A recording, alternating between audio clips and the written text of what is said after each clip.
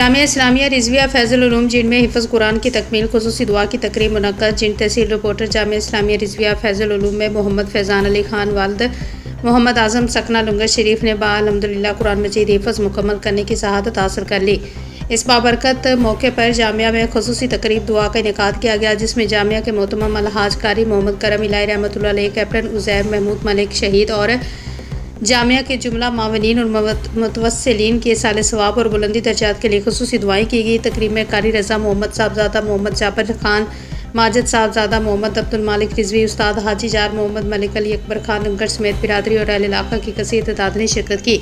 شرکا نے حافظ قرآن اور ان کے والدین کو مبارکباد پیش کرتے ہوئے نیک تمناؤں کا اظہار کیا۔ علماء کرام نے اس موقع پر کہا کہ قرآن مجید اللہ تعالیٰ کی آخری کتاب اور انسانیت کے لیے مکمل ضابطہ حیات ہے۔ اپنے بچوں کو قرآن پاک کی تعلیم اور حفظ قرآن کی طرف راغب کرنا والدین کے لیے دنیا اور آخرت کی عظیم سعادت ہے۔ قرآن کی تعلیم نہ صرف بچوں کی دینی تربیت کا بہترین ذریعہ ہے، بلکہ انہیں اعلیٰ اخلاق، کردار اور اللہ تعالیٰ کی رضا کے راستے پر گامزن کرتی ہے۔ والدین کو چاہیے کہ وہ اپنی اولاد کو دینی تعلیم سے آراستہ کریں تاکہ وہ ایک صالح، پاک کردار اور دین سے وابستہ معاشرے کی تعمیر میں اپنا کردار ادا کر سکیں۔